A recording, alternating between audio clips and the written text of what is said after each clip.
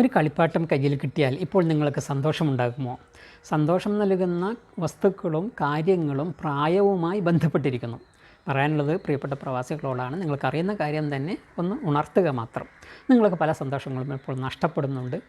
സാരമില്ല, ജീവിതം അങ്ങനെയാണല്ലോ.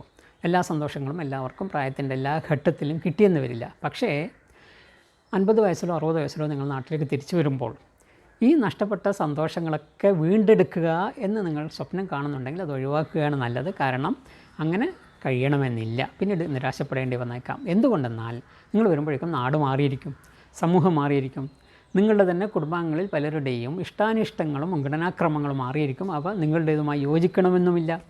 നിങ്ങളുടെ തന്നെ ആരോഗ്യത്തിൽ വലിയ മാറ്റം വന്നിരിക്കും. ഈ മാറ്റങ്ങളൊക്കെ നിങ്ങൾക്ക് അവധിയിൽ വരുമ്പോൾ മനസ്സിലാക്കാൻ കഴിയില്ല. നിങ്ങൾ തിരിച്ചു പോകുന്നില്ല എന്ന് തീരുമാനിക്കുകയും ആ തീരുമാനങ്ങൾ പുറത്തറിയുകയും ചെയ്യുമ്പോൾ മാത്രമേ നാട്ടിലുള്ള മാറ്റങ്ങൾ നിങ്ങൾക്ക് പൂർണ്ണമായ ബോധ്യം വരികയുള്ളൂ. അതുകൊണ്ട് എന്ത് ചെയ്യണം?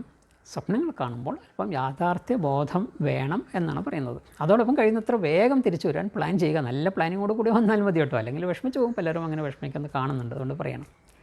Thank you.